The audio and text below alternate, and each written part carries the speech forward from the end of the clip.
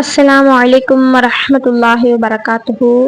ஷாபானினுடைய பிறை 15. இதை நம்ம ஷபே பராத் அப்படின்னு சொல்லுவோம். சில சிறந்த இரவுகள் இருக்கு, அதுல இந்த இரவும் ஒன்றாக கணக்கிடப்படுது. இப்ப பாத்தீங்கன்னா இந்த இரவன்று என்னென்ன அமல்கள் எல்லாம் செய்யப்படும் அப்படிங்கிறத பார்த்துடலாம். அதற்கு பிறகு இதெல்லாம் நம்ம செய்யலாமா வேண்டாமா, உண்மைதானா சஹீஹா பொய்யா அப்படிங்கிறதையும் பார்த்துடலாம் இன்ஷா அல்லாஹ். ஃபர்ஸ்ட் பார்த்தீங்கன்னா ஷாபானுடைய பிறை 15 அன்னைக்கு நோன்பு வைக்கணும். அதுக்கு முன்னாடி நாள், ஏன்னா நமக்கு பார்த்தீங்கன்னா மகரீப்ல இருந்து தான் அந்த டே ஸ்டார்ட் ஆகும் பிறை கணக்குப்படி. ஸோ மகரீப் இரவுல இருந்து நம்ம அமல்கள் ஸ்டார்ட் பண்ணி நைட் ஃபுல்லாக முழிச்சிருந்து நிறைய அமல்கள் செய்வாங்க. அதை முடிச்சுட்டு பார்த்தீங்கன்னா உங்களுக்கு அதுக்கு அடுத்த நாள் நோன்பு வைப்பாங்க. அதுதான் பிறை 15 கணக்கு வரும். பொதுவாக மஸ்ஜிதுகள்ல என்ன பண்ணுவாங்கன்னா, நிறைய மஸ்ஜிதுகள்ல உங்களுக்கு மகரிப் தொழுகையே கொஞ்சம் தொழுது முடிச்சுட்டு இஷா தொழுகை லேட்டாக வைப்பாங்க. இஷா தொழுகைக்கு பிறகு அமல்கள் எல்லாம் செய்வாங்க. ஆண்மார்கள் எல்லாருமே அங்கே போயிட்டு நிறைய அமல்கள் செய்கிற மாதிரி இருக்கும்.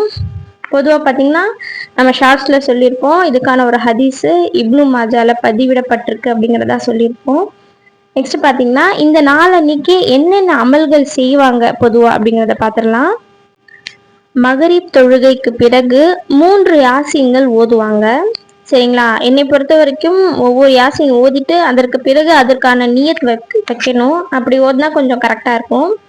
முதலாவது பார்த்தீங்கன்னா பாவ மன்னிப்பிற்காக துவா செய்வோம். சரிங்களா? அதுக்காக வேண்டிய அல்லாஹ் என்னுடைய பாவங்களை மன்னிச்சிடு அப்படிங்கிறதுக்காக ஒரு யாசீன் ஓதுவோம். ரெண்டாவது பார்த்தீங்கன்னா ரிசக்ல நமக்கு அபிவிருத்தி வேண்டுவதற்காக, ஏன்னா நம்மளுடைய இரணம் அப்படிங்கிறது மிகப்பெரிய விஷயமாக இருக்கு. அல்லாஹு தாலா நம்மளுடைய இரணத்துல அபிவிருத்தி தரணும், பரக்கத் தரணும் அப்படிங்கிறதுக்காக 2வது யாசீன் நம்ம ஓதுவோம். 3வது யாசீன் பார்த்தோம்னா நம்மளுடைய ஆயுள் நீடிப்பாகவும் ஆரோக்கியத்திற்காகவும். சரிங்களா? நம்மளுடைய ஆயுள் அதிகமா நீடிச்சு தரணும், அதே மாதிரி நம்ம ஆரோக்கியமாகவும் இருக்கணும் அப்படிங்கிறதுக்காக நம்ம 3வது யாசீன் ஓதுவோம். மொத்தமாக நம்ம 3 யாசீன்கள் அன்னைக்கு மகரிப்லேருந்தே ஸ்டார்ட் பண்ணிடுவாங்க. இதுதான் அன்னைக்கு செய்யக்கூடிய ஒரு முக்கியமான அமலாக இருக்கு. இதை தவிர்த்து இன்னும் என்ன அமல்கள் எல்லாம் செய்யலாம் அப்படின்னு பார்த்தீங்கன்னா இது 3 தான் குறிப்பிடப்பட்டிருக்கு.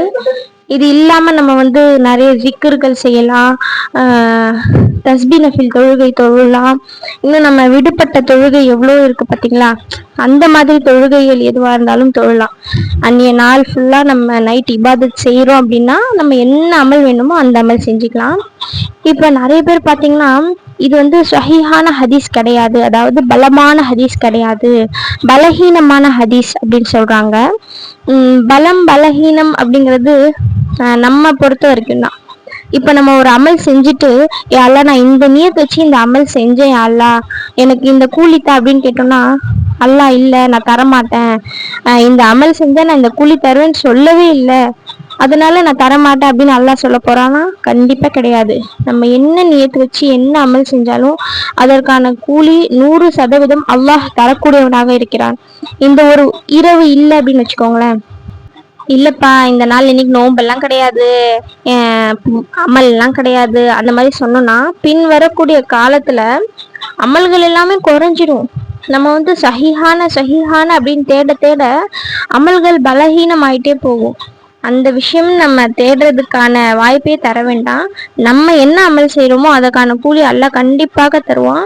ஷபே பராத் அப்படிங்கிறது நம்ம நம்புறோம் இல்லையா, ஷாபான் பிறை 15 அப்படிங்கிறது முக்கியமான ஒரு இரவா நம்ம பார்க்குறோம். அப்படி இருக்கும்போது அன்னைக்கு அமல் செஞ்சோம் அப்படின்னா அதனுடைய முழு கூலி அல்லாஹ் கண்டிப்பாக தருவான். முழு நம்பிக்கையோடு செய்யுங்க. கூலி வழங்கக்கூடியவன் அல்லாஹ் மட்டுமே, வேற யாருமே கிடையாது. நிச்சயமாக அல்லாஹ் போதுமானவனாக இருக்கிறான். அஸ்ஸலாமு அலைக்கும் வரஹ்மத்துல்லாஹி வபரகாத்துஹு.